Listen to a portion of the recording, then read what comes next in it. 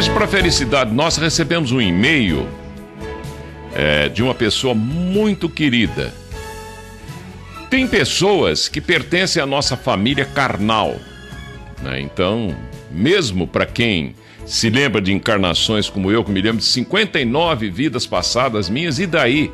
Eu sou um pouco mais velho que talvez a maioria, né? Então a gente tem um dever, porque isso aí é dever. Perante a lei de Deus, a gente tem um dever de tentar ensinar e abrir a cabeça das pessoas. Tem alguns renitentes que ficam querendo testar as pessoas e para que elas provem que têm algum conhecimento, alguma erudição sobre esoterismo, teosofia ou coisa parecida, mas não é o caso. O caso é mostrar um caminho, se a pessoa quiser seguir, bem, que siga, né? Mas muitos ouvintes insistem, ficam pedindo para você fale sobre isso, que está lá na internet, fale sobre aquilo que está em livros, fale sobre aquilo outro, para testar, para ver se o apresentador é burro, não é, tem cabeça, não tem, sabe pensar, né? ou é pura invencionice dele, né? E eu já disse várias vezes que a gente vive de mentiras, porque tudo que se tira da mente não pode ser verdade. E passei por tanta experiência nessa vida, eu me atrevo até a contar alguma coisa com relação à minha vida para poder fazer ligação com o e-mail que eu recebi dessa pessoa tão querida e tão admirada do Brasil inteiro e até no exterior, onde é reconhecidamente um filósofo, um grande filósofo. Mas eu quando vim para São Paulo tive contato primeiro com ele. Mas antes de vir para São Paulo, ainda com cerca de 5 anos de idade, me aconteceu algo inusitado que deve acontecer com outras pessoas também, e por certo acontece, mas tem gente que tem até receio de contar, porque passar por louca, né? Mas eu ouvi uma voz dentro de mim, a primeira vez, eu devia ter uns 5 anos e pouco, e uma voz grave, uma voz de homem. Imagina eu com 5 anos e pouco, essa voz falando dentro de mim, né? Eu numa família bastante católica, né? Minha avó tremendamente católica, nascida na roça, né? Meu pai também, mãe também, etc, né? Todos com formação bastante cristã, arraigada mesmo. Eu fui cantor de coral de igreja, frequentava a missa, então, mas sempre fui um rebelde. Um rebelde que sempre procurou, na medida do possível, respeitar a opinião dos outros, respeitar a crença de todo mundo. Cada um tem o direito de acreditar naquilo que os seus genes, que estão lá no DNA da pessoa, recomenda. Se os genes mandam a pessoa não acreditar numa coisa, quem sou eu para forçar a pessoa a acreditar naquilo que eu acredito, né?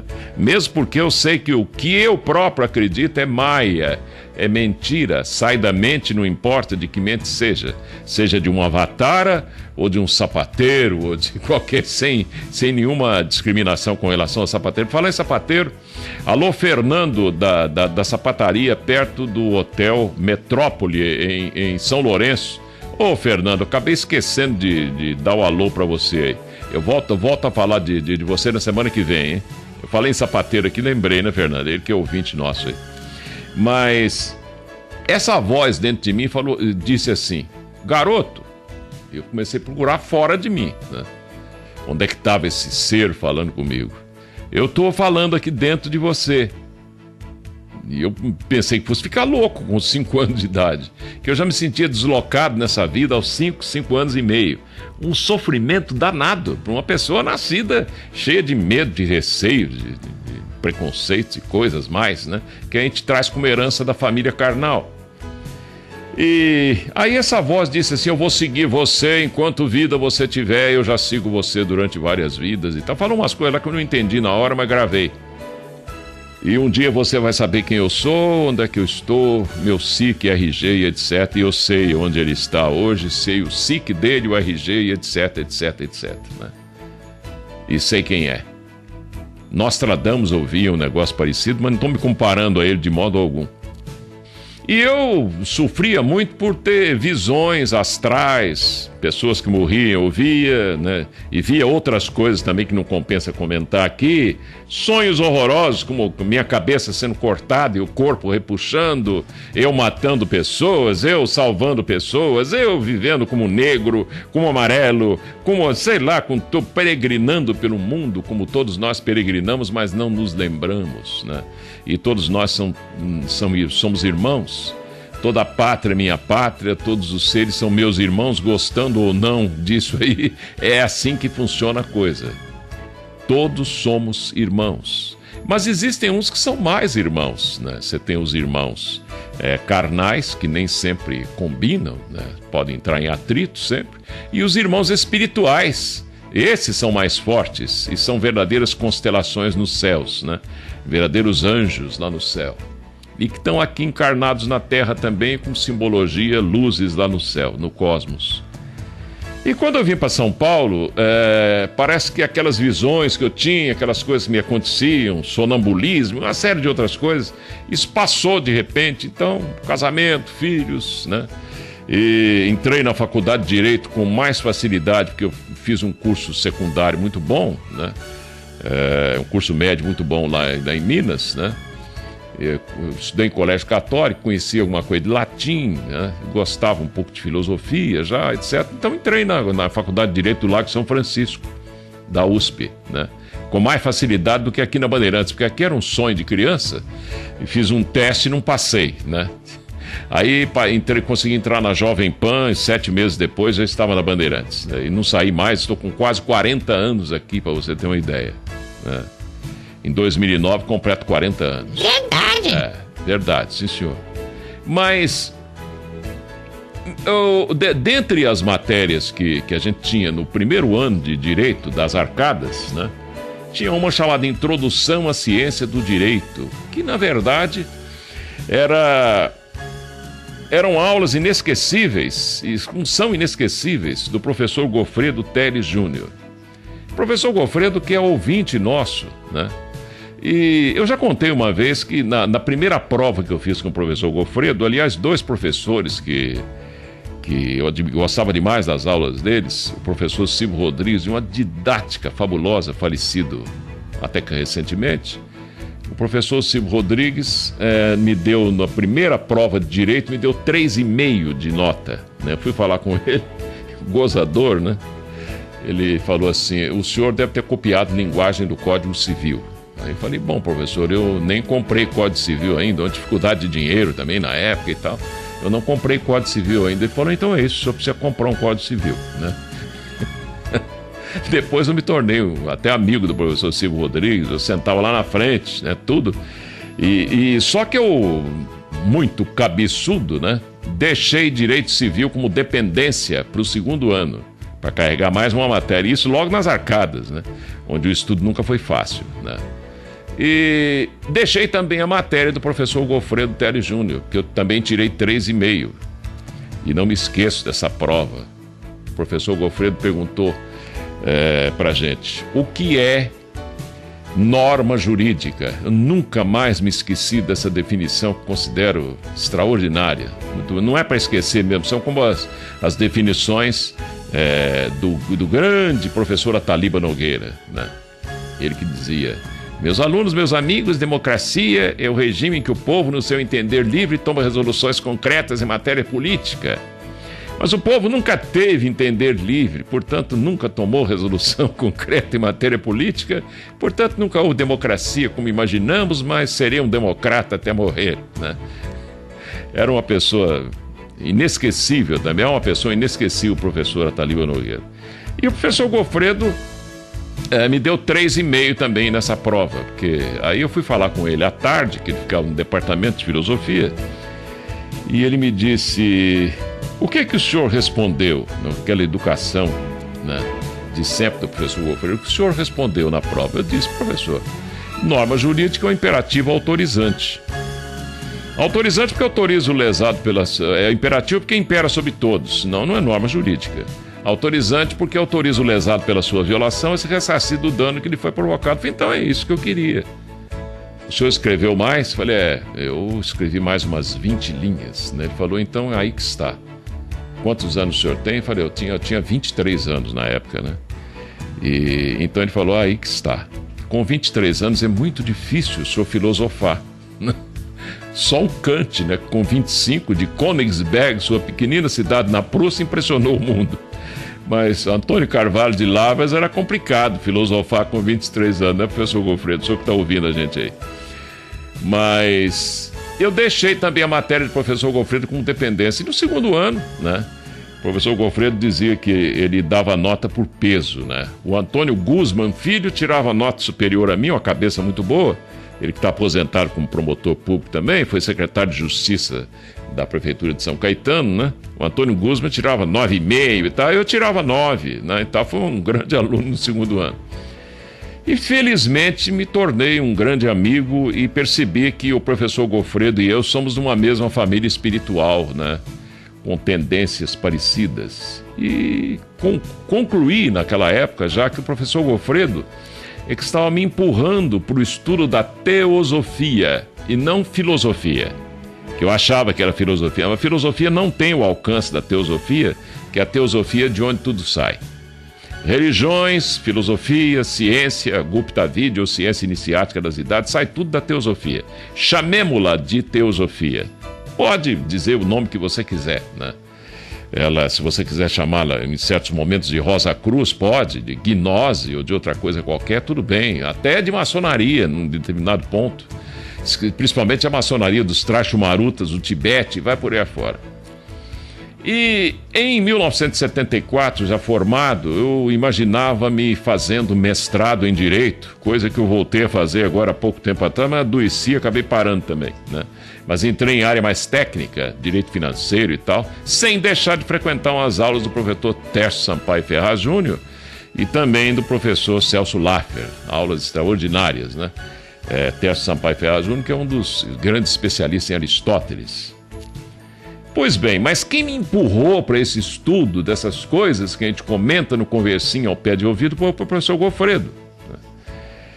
Quando o professor Gofredo, nos primeiros dias de aula, das suas saudosas aulas matinais no Lago São Francisco, em 1970, ele disse pela primeira vez: meus alunos, meus amigos, e um colega nosso que trabalhava na Câmara Municipal, que taquigrafava, né? Ele taquigrafava todas as aulas do professor Gofredo e fazia umas apostilas para a gente estudar. Então, o professor Gofredo disse: meus alunos, meus amigos, existe uma teoria muito antiga de que a Terra pode ser um glóbulo vermelho do sangue de uma criatura. Os sóis são glóbulos vermelhos em formação. Os cometas são glóbulos brancos à procura de infecções, um organismo vivo, e nós estamos na corrente sanguínea de um gigante enorme, né? Aquilo bateu na minha cabeça. Toim! Né? Falei, caramba, é isso que eu precisava ouvir. E não desencarnado, isso, aquilo, etc. Eu precisava ouvir desse jeito. Mal sabia eu que o professor Gofredo Teles Júnior estava lançando naquele mesmo ano, 1970, se não me falha a memória, o livro O Direito Quântico, né? E que não foi muito bem recebido pelos seus pares, seus colegas de São Francisco, não, que achavam que ele não estava batendo muito bem da cabeça com aquelas ideias, né, de Max Planck em cima do direito, né? E hoje em dia, como até já respondi o e-mail que ele me enviou, agora você já sabe que foi ele que me enviou esse e-mail, o professor Gofredo está recebendo a aprovação da ciência oficial ortodoxa. A cada dia que passa, novas descobertas são feitas, principalmente no CERN, na Suíça, em Genebra, onde o maior acelerador de partículas do mundo lá tem experiências extraordinárias comprovando ipsis literis aquilo que o professor Gofredo, como visionário que sempre foi, né, descobriu nas suas elucubrações filosóficas, etc., né? E a sua ligação com os quanta de Max Planck. Realmente, no direito, os pacotes energéticos também funcionam, professor. E ontem, ouvindo os comentários que a gente fazia no Conversinha ao Pé de Ouvido, hoje é dia 2, né? 3, ontem, dia 2 de agosto, né?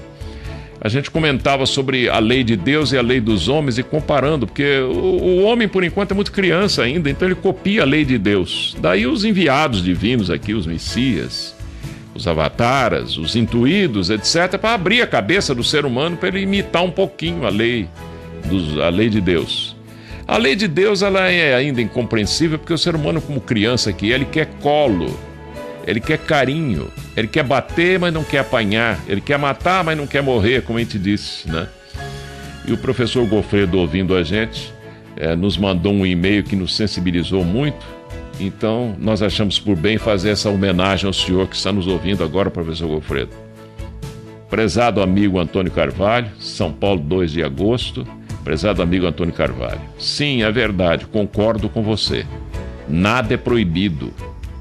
As leis nada proíbem. Nenhuma lei proíbe matar, furtar, caluniar, portar arma.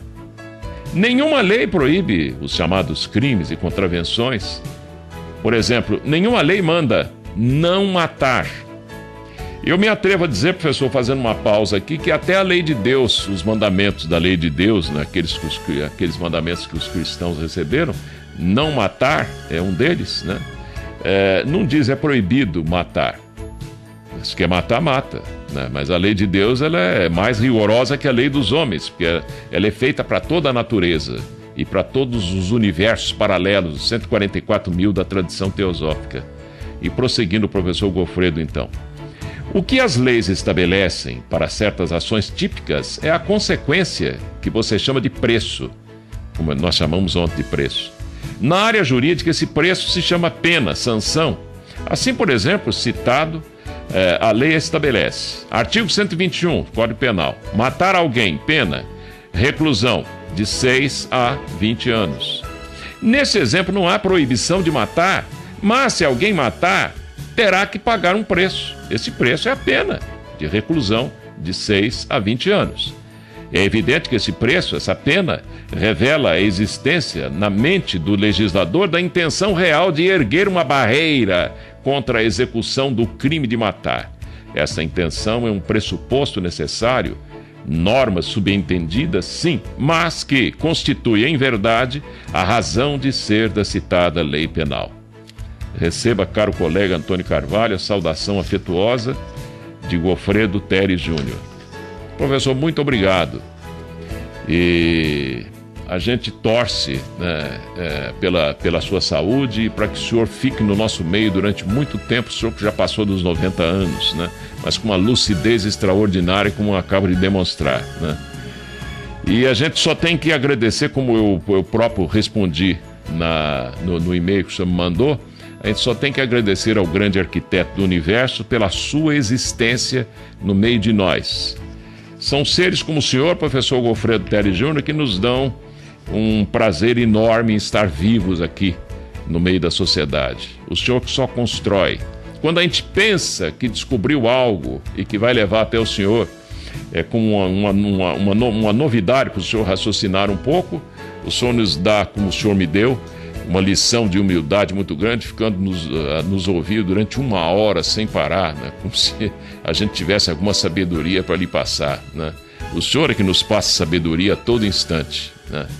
Foi um prazer enorme, muito grande de tê-lo conhecido e de participar da sua família espiritual.